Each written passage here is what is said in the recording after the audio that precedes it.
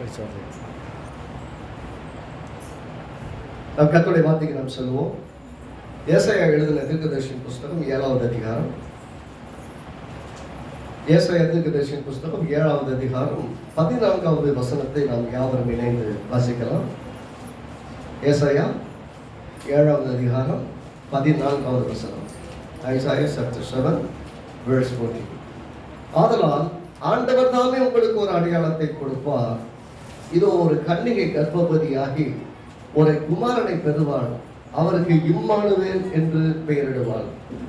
மீண்டும் சேர்ந்து வாசிக்கலாம். ஆதலால் ஆண்டவர் தாமே உங்களுக்கு ஒரு அடையாளத்தை கொடுப்பார். இதோ ஒரு கன்னிகை கர்ப்பவதியாகி ஒரு குமாரனை பெறுவாள், அவருக்கு இம்மானுவேல் என்று பெயரிடுவார் என்று வேதம் சொல்லும். ஆமென். நல்லா கவனிக்கணும். இதனுடைய பின்னணியை பார்க்கணும். பின்னணியை சில சமயம் பார்த்தீங்கன்னா கிறிஸ்துமஸ் செய்தியில இயேசுவினுடைய பிறப்பு ரொம்ப முக்கியமான விஷயம். உலகத்தில் பார்த்தீங்கன்னா கிறிஸ்துமஸ் என்பது இன்னைக்கு ஒரு வியாபார பொருள் மாதிரி ஆகிப்போச்சு. கிறிஸ்துவ பிறப்பின் கொண்டாட்டங்கிறது it is common for everyone அந்த மாதிரி செலிப்ரேட் பண்றாங்க. அதுவும் பார்த்தீங்கன்னா நீங்க ஒரு சலூனுக்கு போனீங்கன்னா கேப் போட்டுக்கிட்டு கிறிஸ்துமஸ் தாத்தனுடைய கேப் போட்டுக்கிட்டு தான் வெட்டுறாங்க. எங்க பார்த்தாலும் சீசன் கிரீட்டிங்ஸ் இருக்கு, நிறைய தொகை விட்டு இருக்காங்க, என்னென்னமோ பண்றாங்க. அவ்வளவு ஏன் பண்றாங்கன்னு கேட்டீங்கன்னா அவர்களுக்கு ஒரு வியாபாரம். யாரெல்லாம் ஆளை பிடிக்கிறாங்களோ, யாருக்கெல்லாம் பிசினஸ் பண்றாங்களோ, பிசினஸ் பண்றவங்களுக்கெல்லாம் இது சீசனல் சேல். கிறிஸ்துமஸ்க்காக ஸ்பெஷல் டிஸ்கவுண்ட், கிறிஸ்துமஸுக்காக அப்படின்னு சொல்லிட்டு இது எப்படி ஆயிருக்குன்னு சொன்னா ஒரு வியாபார தன்மையாக மாறி போன இந்த உலகத்தில் இருக்கிறதுனால கிறிஸ்துமஸ் முக்கியத்துவம் இல்லாததாக போயிருது. நிறைய பேர் சொல்றாங்க கிறிஸ்துமஸ் சொல்ல மாட்டாங்க, எக்ஸ்மாஸ். எத்தனை பேர் கேள்விப்பட்டிருக்கீங்க? எக்ஸ் போட்டு மாசம் போடுவாங்க. யாரோ ஒருத்தருக்கு கொண்டாட்டம். எக்ஸ்னு யாரு? சம்மன் எக்ஸ் அப்படின்னா அர்த்தம்னா யாரோ ஒரு ஆளு, யாரோ ஒருத்தருக்கு கொண்டாட்டம், யாரோ ஒருத்தர் பிறந்தார், யாரோ ஒருத்தர் வந்தார். கிறிஸ்துமஸ்னா கிறிஸ்துவனுடைய இன்கார்னேஷன். இன்கார்னேஷன் மனு அவதாரம் என்ற அர்த்தம். அது கிறிஸ்துமஸுடைய மீனிங். இவங்க என்ன சொல்றாங்க? சம்மன்ஸ் இன்கார்னேஷன், யாரோ ஒருத்தருடைய மனு அவதாரம் அப்படின்னு சொல்ல வர்றாங்க. அப்ப கிறிஸ்துமஸுடைய மொத்த பொருளே இந்த எக்ஸ்மாஸ் என்ற வார்த்தை யூஸ் பண்ணீங்கன்னா போயிடும். நிறைய இடங்கள் என்ன நடக்கும்னா, உண்மையில சொல்றேன், நீங்க மிகைப்படுத்துறதுக்காக சொல்ல, அநேக இடங்களிலே இன்றைக்கும் அமெரிக்க ஐக்கிய தேசம் போன்ற யூகே போன்ற நிறைய இடங்கள்ல கிறிஸ்துமஸ் ஆராதனை என்றே ஒன்று நடப்பதில்லை. கேட்கிற ஆச்சரியமா கூட பார்த்தா அதுதான் யதார்த்தமான உண்மை. நிறைய இடங்களிலே ஆராதனை கிறிஸ்துமஸ் அன்றைக்கு நடைபெறாது. அவங்க என்ன நினைக்கிறாங்கன்னா, இது குடும்பத்தோடு நேரத்தை கொண்டாடி செலவழிக்கிற நேரம், இது ஆராதிக்கிற நேரம் அல்ல என்ன நினைக்கிறாங்க. என்ன சொல்றாங்கன்னா, ஒரு காலகட்டங்களிலே கிறிஸ்துவனுடைய பிறப்பு ஒரு முக்கியத்துவமற்றதாய் போய்விட்டது. அவங்க சொல்றக்கூடிய காரணம் என்னன்னு பார்த்தா, நம்மளால இயேசு 25ஆம் தேதி டிசம்பர் அன்னைக்கு தான் பிறந்தான்னு நம்மளால சொல்ல முடியாது. அது மனுஷனே உருவாக்கின ஒரு பேகன் ஃபெஸ்டிவலை நான் ஏன் கொண்டாடணும்? யாரும் ஒருத்தர் டேட் ஃபிக்ஸ் பண்ணுவாங்க, அந்த டேட்ல தான் இயேசு பிறந்தாரு, நான் எப்படி கொண்டாடுறது? அதனால இயேசுவை நான் கொண்டாட மாட்டேன் நான் ஒரு ரீசன் சொல்றாங்க. ஆனால் இயேசு இப்படிப்பட்ட ஒரு காலத்தில், இப்படிப்பட்ட ஒரு நேரத்தில், இப்படிப்பட்ட ஒரு சமயத்தில் மனிதனாய் பூமிக்கு வந்தார் என்பது உண்மை. அது சத்தியம். அது காலங்களாலும் சூழ்நிலைகளால் மாற்றப்பட முடியாது. ஆகவேதான் சரித்திரமும் இரண்டாக பிரிக்கப்பட்டிருக்கிறது. கிறிஸ்துவுக்கு முன், கிறிஸ்துவுக்கு பின்னால். கிபி கிமுன்னு எழுதுறாங்க. கிபின்னா நம்ம நினைச்சிட்டு இருக்காங்க, கிமுன்னா நினைச்சிட்டு இருக்காங்க. சரித்திரத்தை சொல்லி தராங்க. ஹிஸ்டரி சப்ஜெக்ட்ல அது ஏடி பிடி சொல்றாங்கன்னு சொல்லிட்டு அப்படி போயிட்டு இருக்குது. என்ன பண்ணா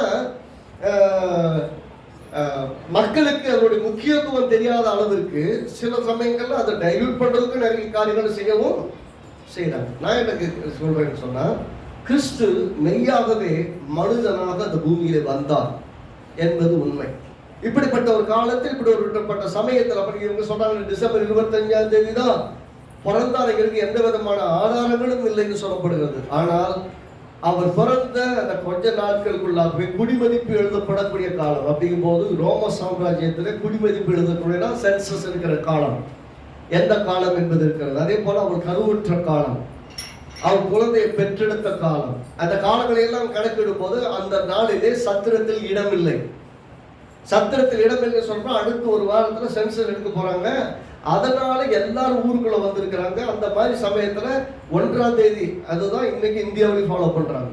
1ஆம் தேதி தான் சென்சஸ் கணக்கு. உங்களுடைய வாக்காளர் அடையாள அட்டையில பாத்தீங்கன்னா 1/1 2020 அல்லது 1967 அன்றைக்கு உங்களுடைய வயது இதுன்னு போட்டிருப்பாங்க.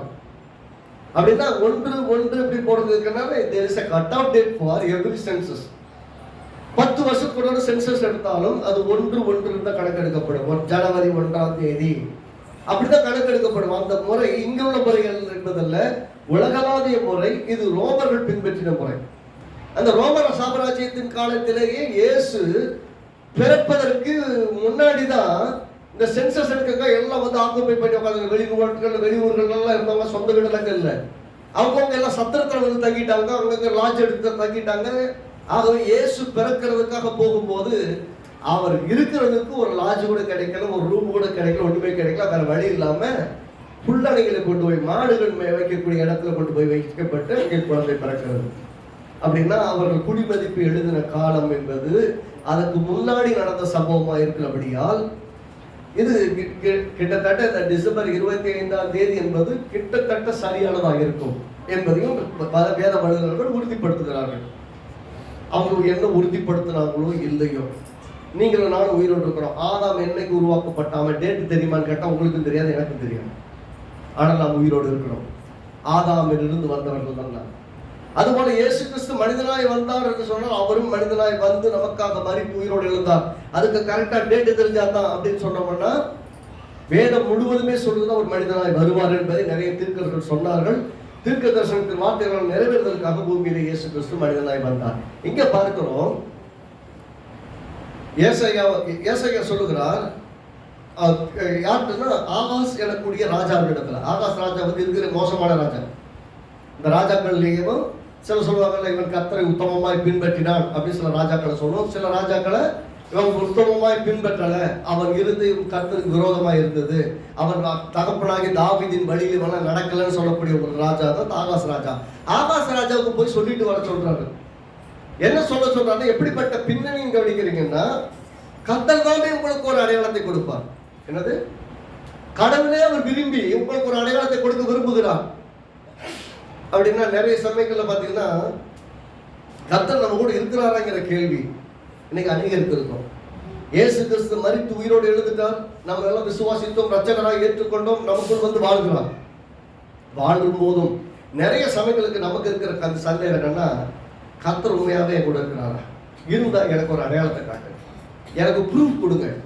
நீங்க ப்ரூஃப் கொடுத்தா தான் நான் நீங்க எங்களோட இருக்கிறீங்க, இந்த விஷயத்துல நான் செயல்பட வைக்கிறீங்க, இதை எனக்கு ஒரு காரியத்தை செய்ய வைக்கிறீங்கன்னு எனக்கு தெரியுங்கிற காரியத்தோட கூட நிறைய சமயங்கள நாமளே சில சமயங்களோட அடையாளங்களை கேட்கிறவர்களாக கூட இன்னைக்கு இருக்கிறாங்க. இன்னைக்கு விசுவாசிகள் அப்படி இருக்கத்தான் செய்யறாங்க. எங்க சொல்றாரு, கர்த்தராவே கொடுக்கிற அடையாளத்தை தருவார். இப்ப நீ கேட்கறவங்க இல்லை, நீ கேட்கவே மாட்டேன்னாலும் கூட நம்மளுக்கு ஒரு அடையாளத்தை தரேன். அது என்ன அடையாளம் என்றால், ஒரு கன்னிகை கர்ப்பவதியாகி, அதாவது திருமணமாகி குழந்தை பிறப்பு, அதாவது ஒரு கன்னி பெண்ணா இருக்கக்கூடிய ஒருவள் ஒரு குழந்தை பெற்றெடுப்பால் அவருக்கு இம்மானுவேல் என்று பெயரிடுவார்கள். இந்த உனக்கு அடையாளங்கிறார்.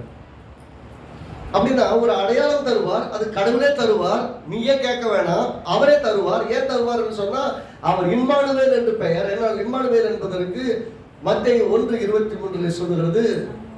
மத்தேயு எழுதின சுவிசேஷம் 1ஆம் அதிகாரம் 23ஆம் வசனம். இதை அப்படியே வச்சுக்கோங்க, நாம இங்கதான் இன்னைக்கு தியானிக்க போகிறோம். நிறைய 1ஆம் அதிகாரம் 23ஆம் வசனத்துல பாருங்க, இயேசு கிறிஸ்துடைய பிறப்பை குறித்து சொல்லும் போது எல்லாரும் சேர்ந்து வாசிக்கிறோம். மத்தேயு 1:23. அவன் இதோ ஒரு கன்னிகை கர்ப்பவதியாகி ஒரு குமாரனை பெறுவார், அவருக்கு இம்மானுவேல் என்று பெயரிடுவார் என்று சொன்னார். இந்த இம்மானுவேல் என்கிறது அங்க சொன்னதை ஏசாயா தீர்க்கதரிசி ஆகாஷ் கிட்ட சொன்னது அப்பே இங்க சொல்றாரு. சொல்லிட்டு இம்மானுவேல் என்பதற்கு தேவன் நம்மோடு இருக்கிறார் என்றார். எல்லாரும் ஆமென் சொல்லுவோமே. இம்மானுவேல் சொன்னா தேவன் நம்மோடு இருக்கிறார், நம்மோடு அவர் இருக்கிறார் என்பதற்கு ஒரு அடையாளத்தை கேளு. இதனுடைய பின்னணியை பார்த்தீங்கன்னா ஏசாயா தீர்க்கதரிசியின் புத்தகம் 7ஆம் அதிகாரத்துக்கு வாங்க. இப்ப 7ஆம் அதிகாரத்தை பத்தி பேச போறோம். ஏனென்றால் கர்த்தர் உங்களோட இருக்கிறாரு, உன் தேசத்துல இருக்கிறார், உன் குடும்பத்தில் இருக்கிறார், உன் வீட்டுல இருக்கிறார், உன்னுடைய சூழ்நிலை எல்லாம் உன்னை காப்பாத்துறதுக்கு உங்களோட இருக்கிறாருங்கிறத பல விதத்துல உங்களுக்கு சொல்ல பார்க்கிறார். ஆனா நம்முடைய உள்ளம் அதை கேட்கவும் ஏற்கவும் அதை பற்றி கொள்ளவும் மறுக்கிறது. உங்களோட இருக்கிறான்னு சொன்னா ஒவ்வொரு முறையும் சந்தேகம் வருது மனுக்குலத்திற்கு. ஆனால் ஒரு கன்னிகை கர்ப்பவதியாகி ஒரு குமாரனை பெறுவாள், அவனுக்கு இம்மானுவேல் என்று பெயரிடுவார்கள் என்று சொன்னதே எதுக்குன்னு சொன்னா, கடவுள் கொடுக்கும் உங்களுக்கு அடையாளம், இயேசு மனிதனாய் பூமியில வருவார், அவருடைய நாமம் இம்மானுவேல். இம்மானுவேல் என்றால் கர்த்தர் உங்களோடு இருக்கிறார். இன்றைக்கு நமக்கு ஒரு நினைப்பூட்டுதல் நாளுன்னா, கர்த்தர் என்னோடு இருக்கிறார் என்பதை நினைப்பூட்டுதல். கிறிஸ்துமஸ் எங்கிறது சாதாரண கொண்டாட்டங்கள், யாரோ ஒரு குழந்தை என்னைக்கும் பிறந்ததுக்காக கிடையாது. கர்த்தர் நமக்கு கொடுத்த அடையாளம். எல்லாம் சொல்லுங்க, கர்த்தர் நமக்கு கொடுத்த அடையாளம். அந்த அடையாளம் என்னவென்றால் இம்மானுவேல் என்ற அர்த்தம். அந்த அடையாளம் என்ன? இம்மானுவேல். இம்மானுவேல் எப்படி பிறப்பார்? ஒரு கன்னிகை கர்ப்பவதியாகி குமாரனை பெறுவார். ஒரு கன்னிகை இடத்திலிருந்து பிறப்பார். அவருக்கு பெயர் இம்மானுவேல். இம்மானுவேல் என்றால் தேவன் நம்மோடு இருக்கிறார். தேவன் நம்மோடு இருக்கிறார். ஆகவே இன்றைக்கு ஒரு மகிழ்ச்சியான செய்தி என்னவென்று சொன்னால், தேவன் நம்மோடு இருக்கிறார் என்பதுதான். அதுக்கு தேவன் எப்ப அடையாளம் கொடுத்தாலும், இன்னைக்கு அடையாளம் கொடுக்கல, என்னைக்கும் கொடுத்துட்டார். 2000 ஆண்டுகளுக்கு முன்பாக கொடுக்கப்பட்ட அடையாளம் இன்றைக்கும் அந்த அடையாளம் செல்லத்தக்கதும் நம்பத்தக்கதும் உறுதிப்படுத்தப்பட்டதும் நிறைவேறினதுமாய் இருக்கிறது.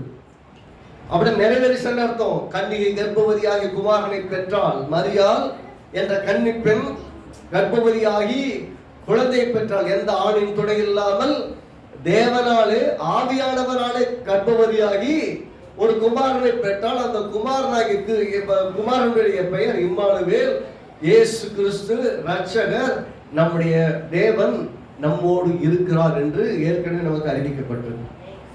அப்படி நமக்கு எல்லாம் தெரியுது. ஆனாலும் அப்பப்ப சந்தேகம் வருது.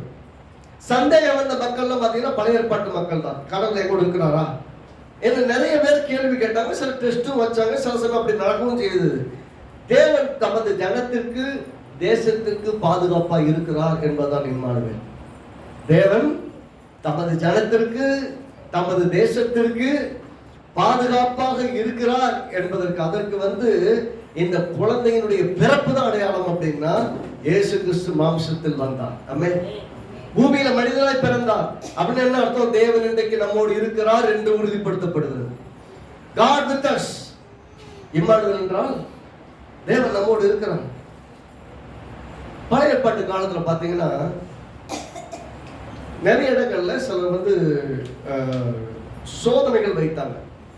அந்த மாதிரி காலங்கள்ல சில சமயம் பாருங்க, ஆண்டவரே ஏசாயா புஸ்தகம் 1ஆம் அதிகாரத்திலே பாருங்களேன், 1ஆவது அதிகாரத்திலே 24 25 வரைக்கும் பாருங்களேன். 24 25 வரைக்கும்.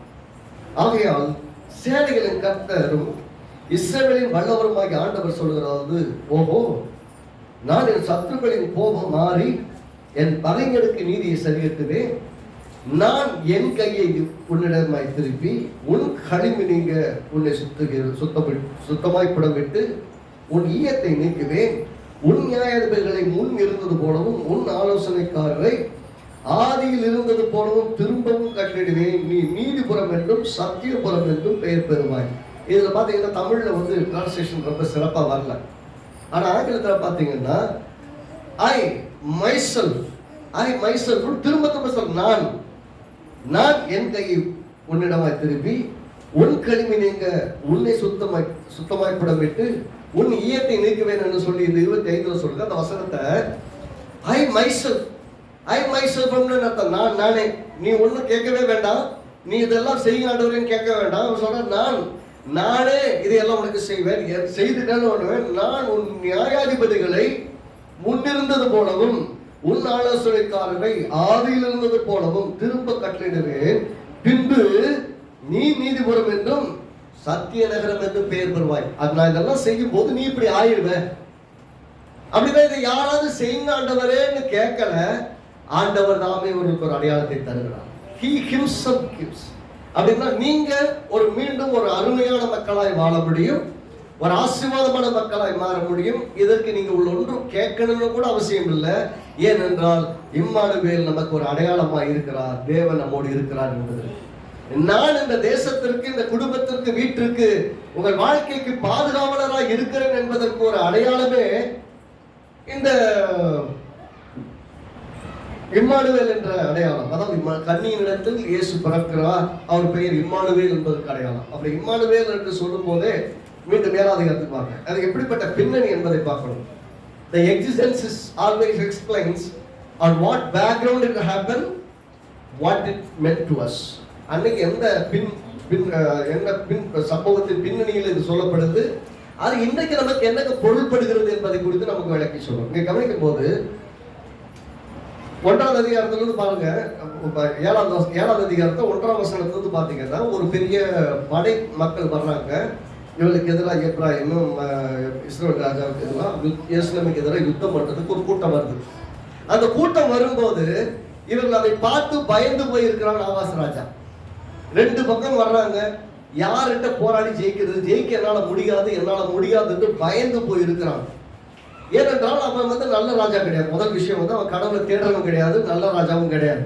நல்ல ராஜாவும் கிடையாது, கடவுளை தேடுறவனும் கிடையாதுங்கிற நிலைமையில இருக்கும்போது, ஆனாலும் கடவுள் அவங்ககிட்ட தகவல் சொல்றான். ஏனென்றால் அந்த இஸ்ரவேல் தேசம் தேவனுடையது. இன்னைக்கு நான் சொல்றேன், உங்கள் வீடு, உங்கள் குடும்பம், இந்த நாடு தேவனுடையது. ஆகவே அவர் உங்ககிட்ட தகவல் சொல்ல அனுப்புகிறார் ஒரு மனிதனை.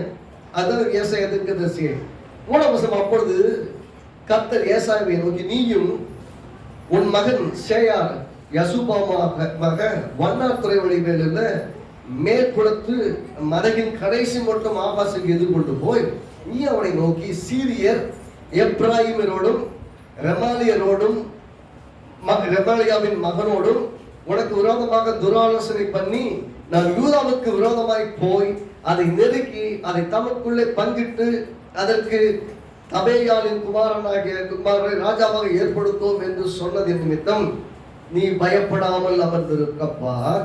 இந்த 2 புகைகிற கொள்ளிக்கட்டைகளாகிய சீரியரோட வந்த ரெத்சீனும் ரெமலியாவின் மகனும் கொண்ட உக்கிர கோபத்தின் நிமித்தம் உன் இருந்தும் தோண வேண்டாம்.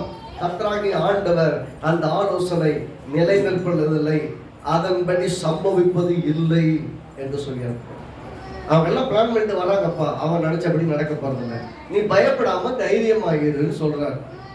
இன்னைக்கு கர்த்தர் நமக்கு சொல்ற வார்த்தை, அன்னைக்கு அவங்களுக்கு சொல்ல பார்த்த வார்த்தை தான் நமக்கும். இம்மானுவேல் நம்மோடு கூட இருக்கிறார், தேவன் நம்மோடு கூட இருக்கிறார். ஆகவே எவ்வளவு பெரிய படம் வருதுங்கிற பத்தி பார்க்க வேண்டாம், அதை பார்த்து பயப்பட வேண்டாம். எவ்வளவு பெரிய தேவை, எவ்வளவு பெரிய சூழல், எவ்வளவு பெரிய நெருக்கம் என்பதை கண்டு துவண்டு விட வேண்டாம், தைரியமா இருங்க.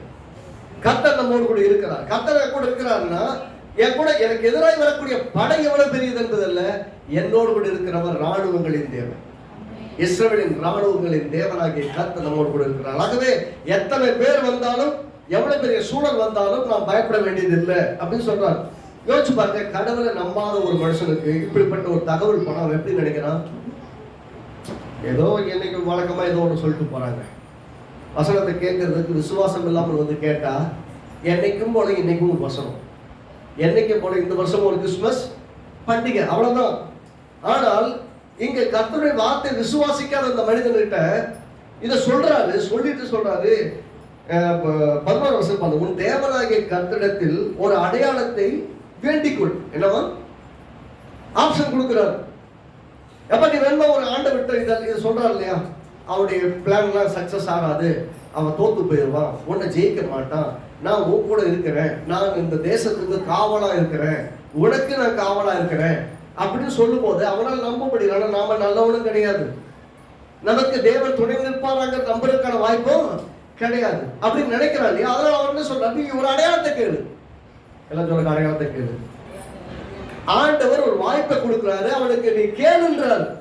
என்னைக்கு நம்ம கிட்டையும் ஆண்டவர் ஒரு அடையாளத்தை கேளுன்னா நீங்களும் நான் என்ன சொல்லுவோம், ஆண்டவரே அது நடக்கணும், ஆண்டவரே இது நடக்கணும், ஆண்டவரே அப்படி நடந்தா நீங்க கூட இருக்கீங்க நானு புரிஞ்சுக்கிற ஆண்டவர் நம்ம பேசுவோம். அதை கூட கேட்க தெரியல. இதுல சொல்றாரு, உன் தேவனாகிய கர்த்தருடைய அடையாளத்தை வேண்டிக்கொள், அதை ஆழத்திலிருந்தாகிலும் உன்னதத்தில் இருந்தாகிலும் உண்டாக கேட்டுக்கொள் என்று சொன்னார். எங்கிருந்து நடக்கணும்னு கேட்கணுமா? ஒண்ணு வானத்துல, இல்ல பூமியின் ஆழத்துல.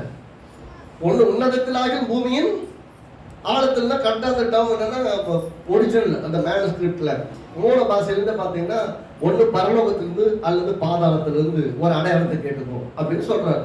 அப்படின்னு அர்த்தம், ரெண்டுமே இவனுக்கு சம்பந்தம் இல்லாத இடம். ரெண்டாவது, இங்கிருந்து ஒரு அடையாளத்தை கேட்கணும்னா அது தேவனால மட்டும்தான் செய்ய முடியும், யாராலையும் செய்ய முடியாது. ஏதோ நடந்துருச்சுங்க அப்படி சொல்ல முடியாது.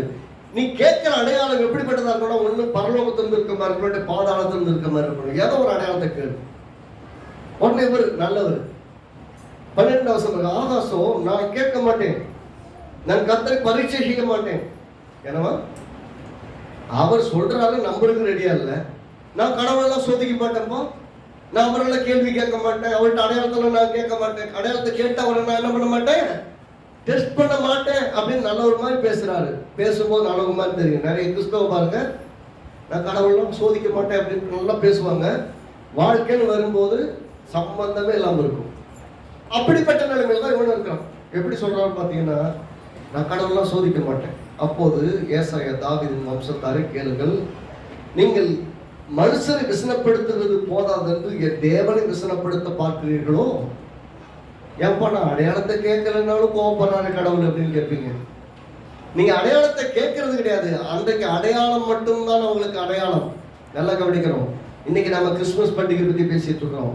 கிறிஸ்து பிறந்து 2000 வருஷங்களுக்கு அப்புறம் பேசிட்டு இருக்கிறோம். அவங்களுக்கு அன்னைக்கு அடையாளம், அவனுக்கு சொன்ன மேக்சிமம் அடையாளம் என்ன? இது வரைக்கும் நடந்திராத ஒரு அற்புதமான ஒரு அடையாளம் என்ன? ஒரு கன்னிகை கர்ப்பவதியாகி ஒரு குழந்தையை பெற்றெடுத்து அந்த பிள்ளைக்கு இம்மானுவேல் என்று பெயர் வைப்பாள் என்பது அடையாளம். அவனுக்கு ஹையஸ்டா கொடுக்கப்பட்ட ஒரு அடையாளம். ஏன்னா அவனுக்கு கேட்க தெரியல, இவரு வாலண்டரி பண்றாரு கர்த்தர். தேவன் சொல்றாரு, நீ கேட்கலையா, பரவாயில்ல விடு, நானே அடையாளம் கொடுக்குறேன், இதெல்லாம் நான் உனக்கு செய்வேன் என்றதுக்கு நானே ஒரு அடையாளத்தை கொடுக்குறேன்.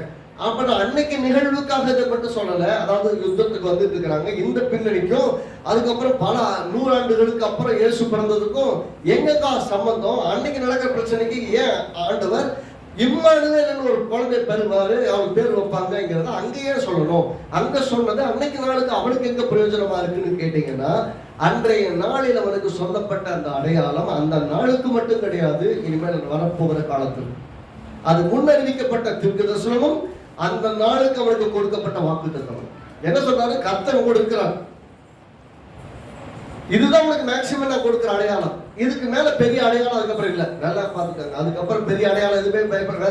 புதிய ஏற்பாட்டுல வந்து பாருங்க, புதிய ஏற்பாட்டுல இயேசு மரித்து பூமிக்கு வந்ததுக்கு அப்புறம் எல்லாம் அவர்கிட்ட வந்து கேட்கறாங்க, ஏதோ ஒரு அடையாளத்தை காட்டுங்க. இயேசு கிறிஸ்து கேட்கறாங்க, உனக்கு ஏற்கனவே அடையாளம் எல்லாம் கொடுத்துட்டாரு.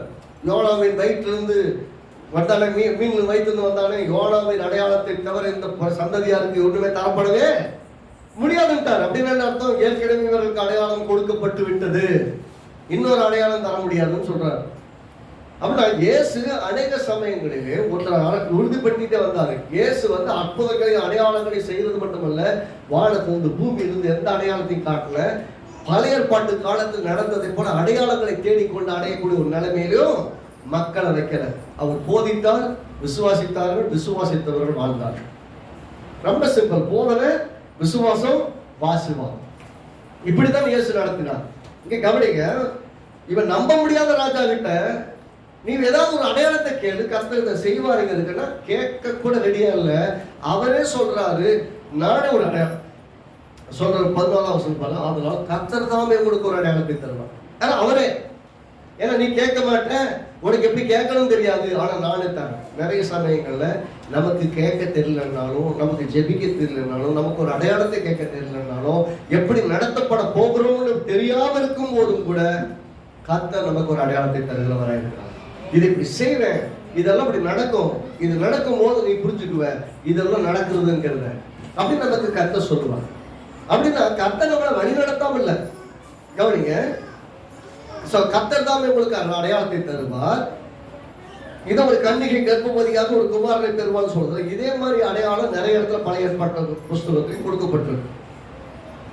பழைய ஏற்பாட்டு புஸ்தகத்தை பார்த்தீங்கன்னா 1 சாமுவேல் புஸ்தகம் 2ஆம் அதிகாரம், சில வசனங்களை தான் வாசிக்க போறோம், எல்லா வசனங்களையும் வாசிக்க நேரம். 1 சாமுவேல் 2ஆம் அதிகாரம்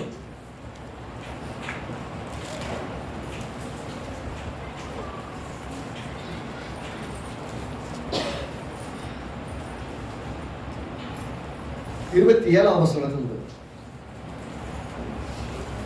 தேவனுடைய மனுஷன் ஒருவன் ஏலியின் இடத்தில் வந்து கர்த்தர் உரைக்கிறது என்னவென்றால், உன் பிதாவின் வீட்டார் எகிப்திலே பார்வோனின் வீட்டில் இருக்கையில் நான் உன்னை அவனுக்கு வெளிப்படுத்தி என் பலிபீடத்தின் மேல் பலியிடவும் தூபம் காட்டவும் என் சமூகத்தில் ஏபோத்தை தரிக்கும் இஸ்ரவேல் புத்திரர்களில் எல்லாம் அவனை எனக்கு ஆசாரியராக தெரிந்து கொண்டு உன் பிதாவின் வீட்டாருக்கு இஸ்ரவேல் புத்தருடைய தகன பலிகளை எல்லாம் கொடுக்கவில்லையா? என் வாசஸ்தலத்தில் செலுத்தப்படும்படி நான் கட்டளையிட்ட என் பலிகளையும் என் காணிக்கை நீங்கள் உதைப்பானேன். என் ஜனமாகி இஸ்ரவேலின் காணிக்கை எல்லாம் பிரதானமானவர்களை கொண்டு உங்களை கொடுக்கப்படினதுக்கு நீ என்னை பார்க்க உன் குமாரரை மதிப்பானேன். ஆகையால் இஸ்ரவேலின் தேவனாகிய கர்த்தர் சொல்கிறதாவது, உன் வீட்டாரும் உன் பிதாவின் வீட்டாரும் என்றைக்கும் என் சந்ததியில் நடந்து கொள்வார்கள் என்று நான் நிச்சயமாய் சொல்லியிருந்தும் இனி அது எனக்கு தூரமாக இருப்பதாக. என்னை கனம் பண்ணுகிறவர்கள் நான் கனம் பண்ணுவேன், என்னை அசட்டை பண்ணுகிறவர்கள் கன இனம் பண்ணுவார்கள் என்று கர்த்தர் சொல்கிறார் என்று சொல்கிறார். அது 34 வசனம் பாருங்க, நிறைய இருக்குது. நான் 34 வசனம் வாசிக்கிறேன். ஒப்பெனி பிடாகாஸ் என்னும் உன் 2 குமாரன் மேல் வருவது உனக்கு அடையாளமாக இருக்கும், அவர்கள் இருவரில் ஒரே நாளில் சாவார்கள் என்று சொல்றார். அடையாளம் என்னன்னா, நான் உன்னை ஆசாரியனா வச்சேன், நீ என்ன விட உன் பிள்ளைகளை கனம் பண்ற.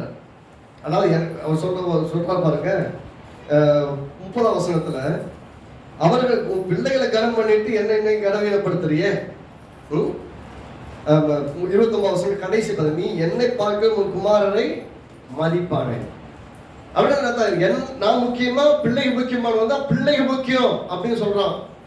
அவன் சொல்ற, நீ எந்த பிள்ளைங்க நீ முக்கியம்னு சொல்லையோ அந்த பிள்ளைங்க என்ன பண்ணுவாங்கன்னா ஒரே நாள்ல 2 பேருமே இறந்துருவாங்க. எதனால? அவர்கள் ரொம்ப மோசமா நடக்கிறாங்க, அவங்க சீர்படுத்தல. அவர்களுடைய வாழ்க்கைக்கு பதிலாக தான் அந்த இடத்துக்கு சாம்பு வேலை கொண்டு வராங்க. சாம்பு வேலை கொண்டு வந்து ஆலயத்துல வளர்த்து அவனை ஏலியினுடைய வம்சத்துக்கு பின்னாடி அவங்க பிள்ளைய பிணைகாசம் ஓப்பனிங் செய்ய வேண்டிய வேலையை சாமுவேல் கையில கொடுக்கிறார். நல்லா கவனிச்சு பாருங்க. ஒருவன் செய்ய வேண்டிய காரியத்தை செய்து மட்டும் நீங்க பர்ஃபெக்டா இருக்கிறது மட்டும் முக்கியம் இல்ல, உங்க பிள்ளைகளும் பெர்ஃபெக்டா இருக்கணுங்கிறதுக்காக அவங்களை வளர்க்க வேண்டிய பொறுப்பு எல்லா பெற்றோருக்கும் இருக்கிறது. நான் மட்டும் கரெக்டா இருக்கிறேன், நான் ஏசப்பா உண்மையா இருக்கேன், நான் போதுங்க அப்படி இல்ல, பிள்ளைகளையும் அப்படி வளர்க்க வேண்டும். நீங்க சொல்றாரு, என்னை விட உன் பிள்ளைகளுக்கு நீ முக்கியத்துவம் கொடுக்குறியே, அது கரெக்டா? நிறைய பேர் பிள்ளைகளை பாக்குறேன் பிள்ளைகளுக்காகவே நேரத்தை செலவழிச்சு கடவுள் விட்டுருவாங்க. அது கரெக்டும் கிடையாது. இங்க சொல்லுற விஷயத்தின்படி பார்த்தோம்னா, நீ என்னை விட உன் பிள்ளைகளை நேசிக்கிறீல்ல, அவங்க 2 பேருமே எனக்கு பிரியமா நடக்கல, நான் ஆராதனைக்கு நியமித்த வழியில் அவங்க இருக்கல, ஆகவே அவங்க 2 பேருமே ஒரே நாள்ல இறந்துருவாங்க, இதுதான் உனக்கு அடையாளம். அவங்க பசங்கள் இறந்து போறது அவருக்கு அடையாளமா கொடுக்குறாரு. இது கர்த்தர் வாலண்டியரா சொல்றது ஒன்று. அதே போல 1 ராஜாக்கள் 13வது அதிகாரம், சில வசனங்கள்ல சில இடங்கள்ல வாசித்தா ஈஸியா புரியும். 1 ராஜாக்கள் 13வது அதிகாரம்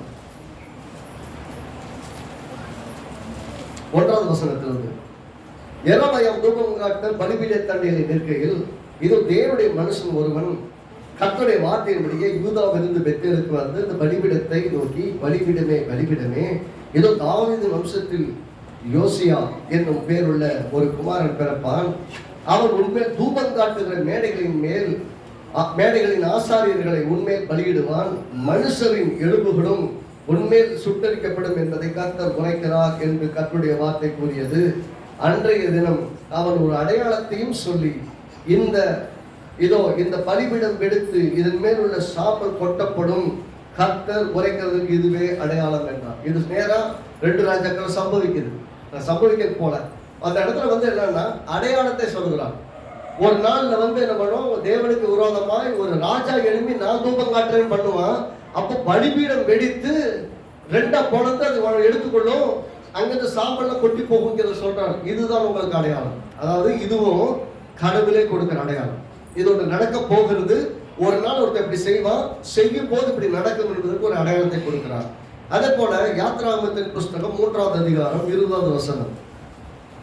யாத்ராகமம் 3:20. மோசேயை தேவன் இஸ்ரவேல் ஜனங்களிடத்திலே அனுப்புகிறார் மீட்பனாக அனுப்பும் போது அவர் அவனுக்கு ஒரு அடையாளத்தை கொடுத்து அனுப்புகிறார். நான் தான் உன்னை அனுப்புறேன் அப்படிங்கிறதுக்கு இது அடையாளம் என்று சொல்லி அவனுக்கு கொடுத்து அனுப்புகிறார். அப்போ பார்த்தீங்கன்னா 3வது வசனம், ஆகையால் நான் என் கையை நீட்டி எகிப்து நடுவே நான் செய்யும் சகலவித அற்புதங்களையும் அதை வாதிப்பேன், அதற்கு பின் அவன் உன்னை போக விடுவான். இப்போது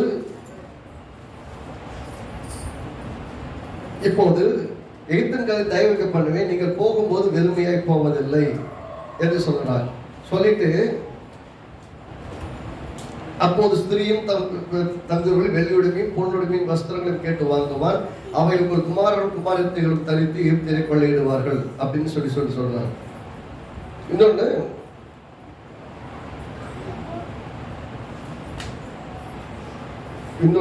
இன்னொரு பகுதி பார்த்தீங்கன்னா போல தரையில போட சொல்லுவாரு. தரையில போட சொல்லும் போது அது பாம்பா மாறும், அது கையில பிடிப்போம், அது என்ன பண்ணும், கோலா மாறும். இது உனக்கு அடையாளமா இருக்கும், நான் உன்னை அனுப்பினேங்கிறதுக்கு இஸ்ரவேல் ஜனங்களுக்கு இதை அடையாளமாக காண்பி என்று அங்கே சொல்லி அனுப்புகிறார். அப்ப அங்கேயும் பாத்தீங்கன்னா நான் இவர்களை எல்லாம் இப்படி நடத்துவேன், இவங்க கொண்டு போவாங்க, இதெல்லாம் இப்படி எல்லாம் செய்வேங்கிறதுக்கு அங்கேயும் அடையாளங்களை கொடுக்கிறார். அதாவது ஒவ்வொரு இடத்திலும் தேவனே வாழேன்றான். நீ என்ன பண்றாரு, நீ உன் கையில் இருக்கிற கோலை தரையில போடு, அதை பிடிங்கிறார். தரையில போட்டோன்னு பாம்பா மாறுது, கையில பிடிச்சது கோலா மாறுது.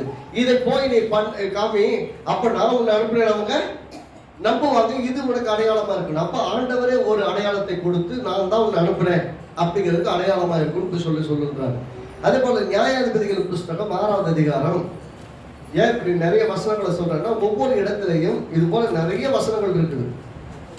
வேதம் முழுவதும் நிறைய வசனங்கள் இப்படிப்பட்ட விஷயங்கள் அடையாளத்தை தேவனே கொடுக்கிறதும், சில சமயம் அடையாளத்தை அவங்களே கேட்கறதும் கூட இருக்கு. இதுல பாத்தீங்கன்னா அடையாளத்தை அவனே கேட்பான். நியாயாதிபதிகள் புஸ்தகம் 6வது அதிகாரத்துல கிதியோன் ஆண்டவர்கிட்ட கேட்கிறான். 36ஆம் வசனத்துக்கு பாத்தீங்கன்னா 40ஆம் வசனம் வரைக்கும் நிறைய வசனங்கள் இருக்கிறது. அப்பொழுது கிதியோன் தேவனை நோக்கி, தேவனே சொன்னபடி என் கையினாலே இஸ்ரவேலை ரட்சிக்க வேண்டுமானார். அதாவது கர்த்தர் சொன்னாரு, நீ போ, நான் கூட இருப்பேன், இஸ்ரவேலை மீதியானின் கையில் உன் கையினாலும் நான் ரட்சிப்பேன்னு சொல்லி அனுப்புறாரு.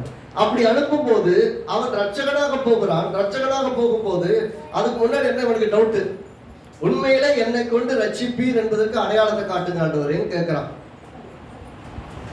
டவுட் இருக்குது, ஆனா நம்புறான். ஆனா டவுட் இருக்குது. இப்ப அடையாளத்தை கேட்கிறான். என்ன அடையாளத்தை கேட்கிறான், நான்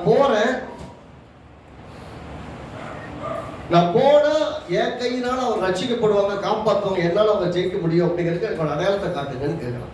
கேட்ட உடனே என்ன சொல்றாரு, இஸ்ரவேலை ரட்சிக்க வேண்டுமானால் இதோ நான் மயிருள்ள ஒரு தோலை களத்தில் போடுகிறேன். பனி தோளில் மாத்திரம் பெய்து பனி எல்லாம் காய்ந்திருந்தால், பூமி எல்லாம் காய்ந்திருந்தால், அப்போது தேவனை சொன்னபடி இஸ்ரவேலை என் கையினால் ரட்சிப்பீர் என்று அதனாலே அறிவேன். என்ன சொல்றாரு, ஒரு லெதர் பீஸ் வச்சுக்கோங்களேன், ஒரு தோல், அதனால தோல் எடுக்கப்படாத, அதாவது முடி எடுக்கப்படாத தோல், அது தரையில போட்டுட்டு என்ன சொல்றாருன்னா, சுத்தி பனி பெய்து இருக்க கூடாது, இந்த தோல்ல மட்டும் பெய்திருக்கணும்.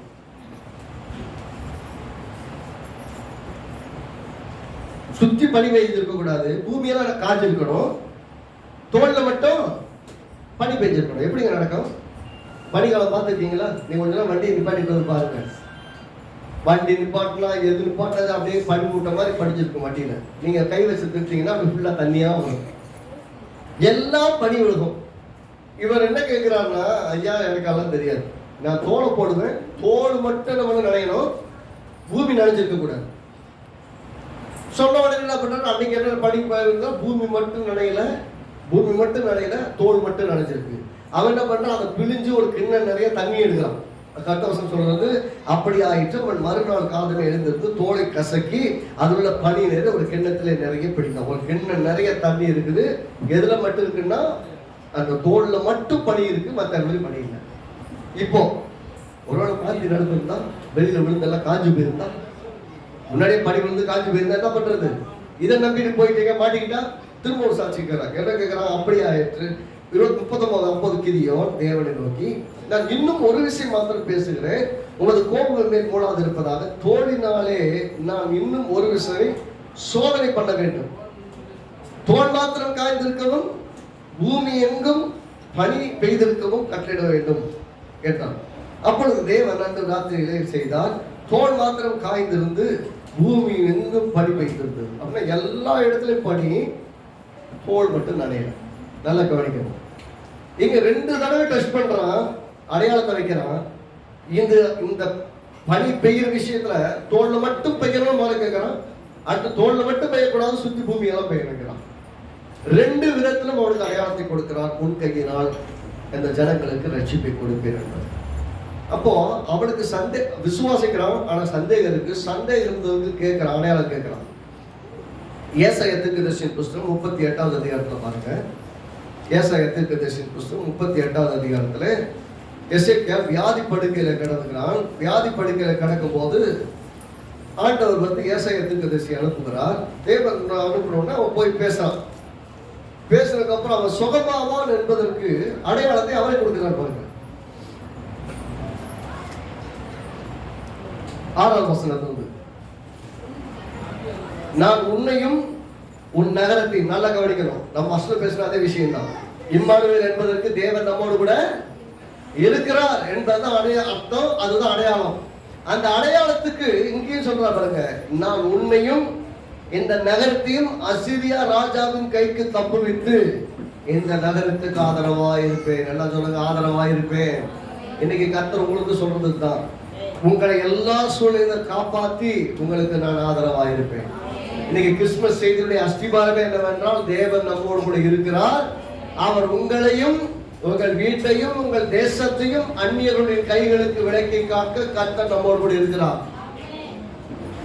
சொல்றாரு, நான் உன்னையும் இந்த நகரத்தையும் அசீரியா ராஜாவின் கைக்கு தப்புவித்து இந்த நகரத்துக்கு ஆதரவாக இருப்பேன். இதோ ஆகாசுடைய சூரிய கடிகாரத்தின்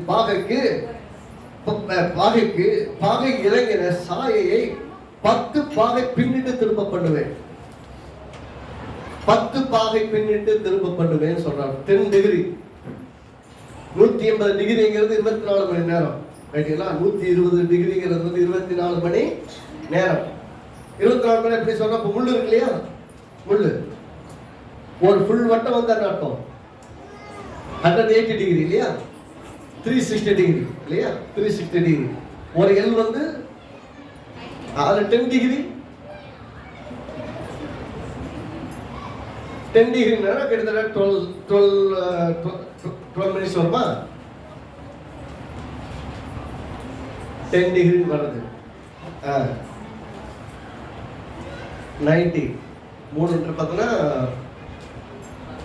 4 மினிட்ஸ் வரும் இல்லையா, 4 மினிட்ஸ் மாதிரி வரும். அப்படிதானே 10 டிகிரின்னா எப்படி? 12 9 90 டிகிரி, 60 30. அப்போ 10 டிகிரினா கிட்டத்தட்ட 2 மினிட்ஸ் 2.5 மினிட்ஸ் வரும். ஏன்னா 2.5 நிமிஷம். 2 நிமிஷம் ஏற்கனவே போன பாதையை நான் பின்னாடி வர வைக்கிறேன். பின்னாடி கொண்டு வர என்னன்னு அர்த்தம்னா, ஏற்கனவே சூரியன் இப்படி போயிடுச்சுங்க, போன சூரியன் இப்படி கொண்டு வந்தா தான் பாகை திரும்பும். ஆகாசம் வந்து நேரத்தை கணிப்பதற்காக ஒரு பாகையை செட் பண்ணிடலாம், ஒரு ஆங்கிள் செட் பண்ணிடலாம். அது சூரியன் போக போக போக திசை மாறிக்கிட்டு போகும். அந்த திசைக்கு வந்து கீழே போட்டிருப்பாங்க, ஒரு ஆர்ட்ஸ் மாதிரி போட்டு அதில் டைம் போட்டிருப்பாங்க, எத்தனை டிகிரி எத்தனை டிகிரி எத்தனை டிகிரின்னு. அப்போ ஒவ்வொரு பாகையும் ஒரு நேரத்தை குடிக்குது. 10 பாகை பின்னிட்டு போக பண்றேன்னு சொன்னா 10 டிகிரி பின்னாடி போகுதுன்னு சொன்னா, நான் வந்து ஏற்கனவே போன காலத்தை யாரும் திரும்ப கொண்டு வர முடியாது. ஆனால் இவனுக்காக ஒரு அடையாளத்தை கொடுக்குறாங்க. என்ன அடையாளம்? நான் உன்னை காக்க முடியும், இந்த இஸ்ரவேலர்களை காக்க முடியும், உனக்கும் இந்த அசீரியாவுடைய கையில் உன்னை காப்பதற்கும் நான் உன்னோடு கூட இருக்கிறேன் என்பதை உறுதிப்படுத்துவதற்காக உனக்காக இயற்கையை மாற்றி அமைக்கிறேன் என்று கர்த்தர் சொல்கிறார். அல்லேலூயா. இதுதான் நம்முடைய தேவன். இதுவரை கேளாத அடையாளத்தை கேளுனார். இவர் அடையாளத்தை இவரே கொடுக்கிறாரு. அங்கேயும் அடையாளத்தை அவரை கொடுத்தார். இதே விஷயம் தான். ஆகாசுக்கு என்ன சொன்னாரோ அதே தான் எசேக்கியேல் சொல்லுகிறார். ஆகாசு சொல்றாரு, நான் உங்களோடு இருப்பேன், அவனுடைய திட்டமெல்லாம் வாய்க்காது, உன்னை காப்பாத்துவேன்னு சொல்றாரு. ஆனா நம்பாதவனுக்கு தான் சொல்றாரு, நீ ஒரு அடையாளத்தை கேளுன்னு அடையாளத்தை கொடுக்கிறேங்கிறாரு. அடையாளத்தை நான் கேட்க மாட்டேங்கிறான். அவரே அடையாளத்தை கொடுக்குறாங்க. என்ன அடையாளம்? ஒரு கன்னிகை கர்ப்பவதியாகி ஒரு குமாரனை பெறுவாள். அந்த குமாரனுக்கு இம்மானுவேல் என்று பெயரிடுவார்கள். இம்மானுவேல் என்றால் தேவன் நம்மோடு இருக்கிறார்.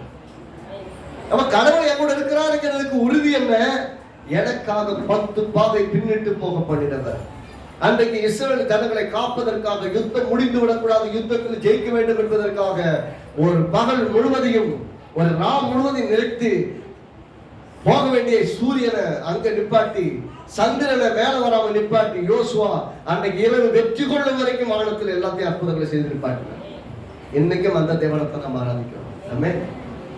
அந்த தேவன் தான் நமக்கு தேவனா இருக்கிறபடியால் தான் இதெல்லாம் ஒண்ணுமே நடக்க மாட்டேங்குது. இவங்க எல்லாம் நினைக்கிறதெல்லாம் இந்த சூழல்லாம் வெற்றி கொள்ள முடியல. இத்தனை போராட்டங்கள் வந்தும், எத்தனை நெருக்கங்கள் வந்தும், எத்தனை சஞ்சலங்கள், வேதனைகள், தவிப்புகள், நஷ்டங்கள் வந்தும் இன்னைக்கும் நாம் வாழ்ந்து கொண்டிருப்பதனுடைய காரணம் என்னவென்றால் நம்முடைய தேவனாகிய கர்த்தர் நம்மை கைவிடவில்லை.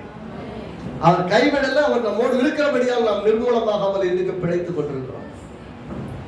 என்னைக்கு உங்களுடைய வாழ்க்கையில நீங்க என்னெல்லாம் கேட்டீங்கன்னு பாருங்க. எலியேசர் ஆபிரகாமுடைய பையனுக்கு பொண்ணு பார்க்க போறார். பொண்ணு பார்க்க போகும்போது ஒரு அடையாளத்தை கேட்கிறார். 24ல 43 46 வரைக்கும் பாத்தீங்கன்னா, நான் போவேன், தண்ணி எடுக்கிற இடத்துல போவேன், தண்ணி ஒரு பொண்ணுகிட்ட கேட்பேன், ஒரு வாலிபு பொண்ணுகிட்ட நான் தண்ணி கேட்பேன்.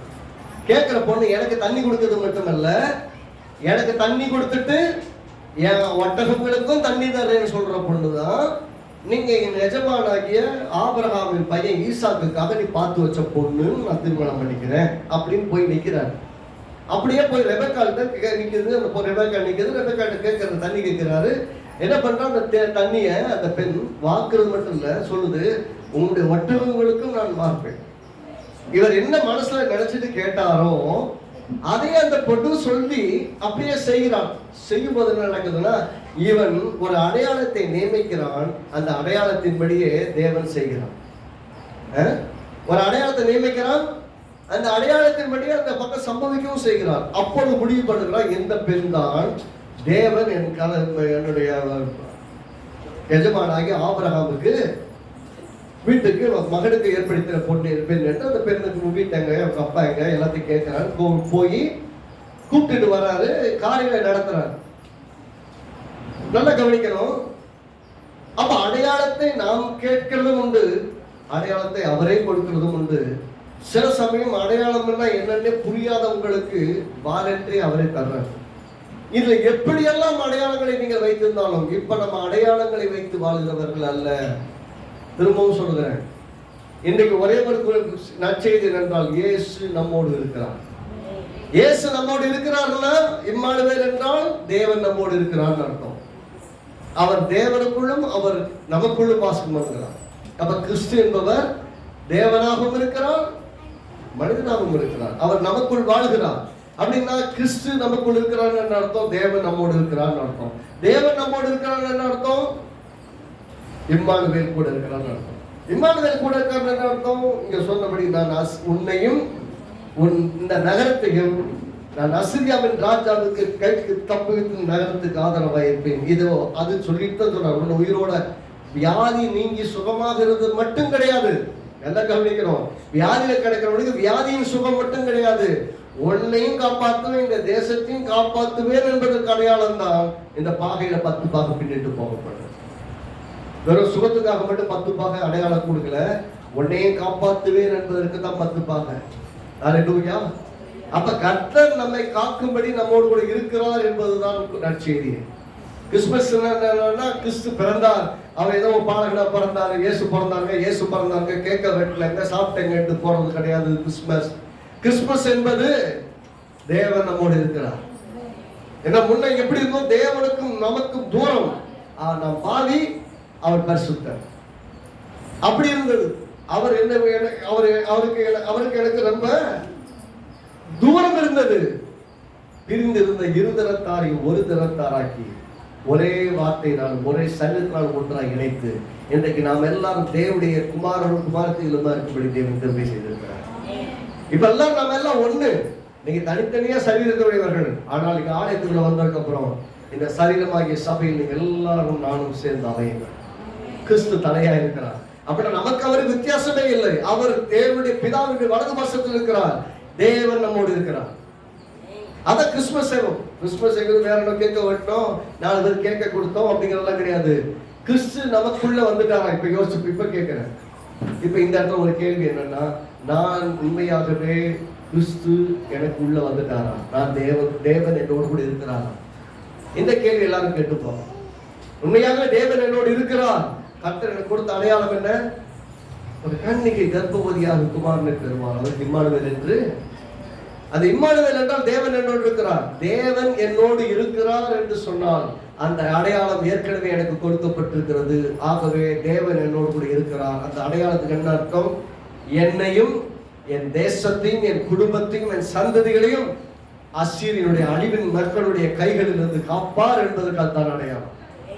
அந்த அடையாளம் எல்லாம் அதுக்கு மேல ஒரு அடையாளம் உங்களுக்கு கொடுக்கப்பட வேண்டிய அவசியம் இல்லை. You cannot ask God for any signs to prove he will deliver you. உன்னை காப்பாற்றுவாருக்கு இன்னொரு அடையாளத்தை கொடுக்காண்டவரேன்னு கேட்டீங்கன்னா இன்னும் நீங்கள் தேவன் என்னோடு கூட இருக்கிறார் என்ற உணர்வுக்குள்ளே வரலன்னு அர்த்தம். கர்த்தர் உங்களோடு இருக்கிறார்னா ஒரே ஒரு நிச்சயம் இருக்கும், என்ன நடந்தாலும் கர்த்தர் என்னோடு கூட இருக்கிறார், என்னை எல்லாத்தையும் காப்பாற்றுவார் என்றால் தேவன் என்னோடு கூட இருக்கிறார். எப்ப பார்த்தாலும் நின்னாலும் உட்கார்ந்தாலும் நடந்தாலும் பேசுறாலும் வச்சாலும் என்ன செஞ்சாலும் ஒரு வார்த்தை மட்டும் வாயில வந்துட்டு இருக்கோம், இயேசு என்னோடு இருக்கிறார், தேவன் என்னோடு இருக்கிறார், எனக்கு எதிராக வருகிற எல்லாவற்றையும் காக்கும்படிக்கு என்னோடு கூட இருக்கிறார், என்னை சுகமாக்கும்படி இருக்கிறார், என் படுக்கையை முற்றிலுமாய் மாற்றும்படி இருக்கிறார், என் வியாதியை முற்றிலும் நீக்கி போடும்படி என்னோடு இருக்கிறார், என் தரித்திரத்தை நீக்கும்படி என்னோடு கூட இருக்கிறார், என் பலவீனத்தை மாற்றும்படி என்னோடு இருக்கிறார், என் எல்லா பாடுகளில் இருந்து என்னை விடுதலையாக்க தேவன் என்னோடு கூட இருக்கிறார். இம்மானுவேல் என்றால் தேவன் என்னோடு கூட இருக்கிறார். அந்த அடையாளத்தை கர்த்தர் நமக்கு கொடுத்திருக்கிறார். ஆக இனிமேல் அதை பத்தி பேசி அதை பத்தி புலம்பி எனக்கு இதெல்லாம் நடக்குமா, ஆண்டவரே எனக்கு ஒரு அடையாளத்தை காட்டுங்க. என்ன பண்றது? நம்ம நம்பிக்கை எப்படி நிற்குதுன்னா ஏதோ அடையாளத்தை நம்பியே வாழ்றதுக்கு கத்துக்கிச்சு. ஆனால் எப்ப பார்த்தாலும் அடையாளத்தை தேடுகிறார்கள். இயேசு கிறிஸ்து கிட்ட போய் அடையாளத்தை கேட்டீங்கன்னா இந்த பொல்லாத மக்கள் அடையாளத்தை கேட்டுட்டாங்க. நம்ம போய் அடையாளத்தை கேட்ட கர்த்தர் சொல்லுவோம். ஏனென்றால் நான் மாம்சத்துல கண்ணியின் வயிற்றுல வந்ததை விட ஒரு பெரிய அடையாளம் உங்களுக்கு கிடையாது. அதுக்கு மேல நமக்கு கொடுக்கப்பட்ட அடையாளம். அவனுக்கு சொன்னது 2 விஷயத்தை கேட்டார். ஒன்று வானத்தில் இருந்தாகிலும் பாதாளத்தில் இருந்தாலும். வானத்தில் இருந்தா வானத்தில் இருந்த தேவன் மனிதனாக பூமிக்கு வந்தார், அது அடையாளம். இன்னொரு அடையாளம் கேட்க சொன்னார். பாதாளத்தில் இருந்து ஒரு அடையாளத்தை கேளுனாரு. இயேசு பாதாளம் வரைக்கும் போய் அங்கே இருந்து மரித்தோடு எழுந்து வந்தாரே, அந்த அடையாளம் நமக்கு கொடுக்கப்பட்டிருக்கிறது. நம்முடைய சார்பாக அவர் மரித்து உயிரோடு எழுந்திருக்கிறார். அவர் 2 அடையாளத்தையும் பார்த்ததுக்கு இன்னொரு அடையாளம் கேட்க கூடாது. நல்ல விசுவாசிகளுக்கு அடையாளம் கேட்காமல் இருப்பது. எனக்கு ஒரு அடையாளத்தை காட்டுங்க ஆண்டவரே கிடையாது, நீர் என்னோடு இருக்கிறேன், என்னை எல்லாத்தையும் விலக்கி காப்பேன், நான் பாதுகாப்பா இருக்கிறேன், நான் ஆசீர்வாதமா இருக்கிறேன், ஒவ்வொரு நாளும் என்னை காப்பாற்றுவீர், சத்துருவானம் நிச்சயமாக என் மேல் ஜெயம் கொள்ள விடமாட்டீர், அவனை ஒவ்வொரு நாளும் நான் வெற்றி கொள்வேன், ஒவ்வொரு சூழலும் நான் ஜெயிப்பேன், நான் நன்றாக இருப்பேன், என் பிள்ளைகள் நன்றாக இருக்கும், என் குடும்பம் நன்றாக இருக்கும், என் தொழில் நன்றாக இருக்கும், என் உழைப்பு ஆசீர்வாதமா இருக்கும், அதை நான் விசுவாசிக்கிறேன் என்று இங்க வாயை திறந்து முழு இருதயத்தோடு சொல்லித்தாருங்க. அதுதான் வெற்றி வாழ்க்கை. அதான் கிறிஸ்து என்னோடு இருக்கிறார், தேவன் என்னோடு கூட இருக்கிறார். ஒருவேளை அந்த எண்ணம் எனக்கு இல்லை, என் தேவன் கூட இருக்கிறாரா என்கிற சந்தேகம் இருக்குது அப்படின்னாலே இது நம்மை பரிசோதித்துக் கொள்ள வேண்டிய காலம். இப்ப உண்மையாகவே எனக்கு இயேசு தேவன் என்னோடு கூட இருக்கிறார் என்ற உணர்வு இல்லை அப்படின்னீங்கன்னா இயேசுவை ஏற்றுக்கொள்ள வேண்டிய நேரம். என் கூட அவர் இருக்கிறார், அதுதான் கரெக்ட். ஒரு அந்த அனுபவம் இல்லை, இப்படியும் தூரமா இல்லை, உள்ளத்தை திறந்து இயேசுவை என் உள்ளத்தில் வாங்க, நீர் என்னோடு இருக்கிறீர் என்று நானும் என் நெஞ்சை உயர்த்தி சொல்லிக் கொள்வதற்கு, நீ கூட இருக்கிறீங்க, என்னை பாதுகாக்கும்படி, என்னை ரட்சிக்கும்படி, காப்பாற்றும்படி இருக்கிறீங்கிறத நான் அறிக்கையிடும்படி என்னோடு கூட இருக்கிறேன் என்பதை சொல்ல எனக்குள் வாரும் என்று கேட்டா இந்த வினாடி நீங்கள் ஆண்டவருடைய பிள்ளையாய் மாறிவிடணும். இன்றைக்கும் அவர்களை மீட்டுக் கொள்ள முடியும். இன்றைய தினத்திலிருந்து அவரோடு நடக்க முடியும். மாற்றங்கள் எந்த வினாடியும் நடக்கும். ஒரு நாள் இன்னைக்கு கர்த்தர்களை அழைத்து வந்தது நோக்கம் அதுவா கூட இருக்கலாம். ஒரு ஆண்டவரை அறிந்துடாவிட்டார் இன்னைக்கு ஒருவேளை உங்க உள்ளத்துல இன்னைக்கு இந்த ஆண்டவராகிய இயேசு எனக்கு வேணும், என் வாழ்க்கையில் அவர் ரட்சகராக இருக்கட்டும், என் வாழ்க்கையில் என் குடும்பத்தை காக்கும், என்னை காக்கவும், என் குடும்பத்தை காக்கும், என் தேசத்தை காக்கவும், என் தேவனாகிய கர்த்தர் என்னோடு கூட இருக்கிறார் என்று நான் நிச்சயித்துக் கொள்வதற்கும் இன்றைக்கு இயேசு எனக்கு வேணும்னா இன்றைக்கும் இயேசு உள்ளத்துல வர முடியும். ஆமென். You are not far away. அது என்ன நிலைமையில் இருந்தாலும் சரி, இன்னைக்கும் உங்களை ரட்சிக்க வல்லவர். எந்த நிலைமையில் இருந்தாலும் இன்னைக்கும் இயேசுவின் இடத்தில் உங்கள் உள்ளத்தை உயர்த்தினால் இன்றைக்கும் அவர் ரட்சிக்கவும் உங்களை காக்கவும் தப்புவிக்கும் வல்லவராக இருக்கிறார். ஆமென். நம்முடைய உள்ளங்களை உயர்த்தி ஆண்டவரை நோக்கி பார்ப்போம் எல்லாரும்.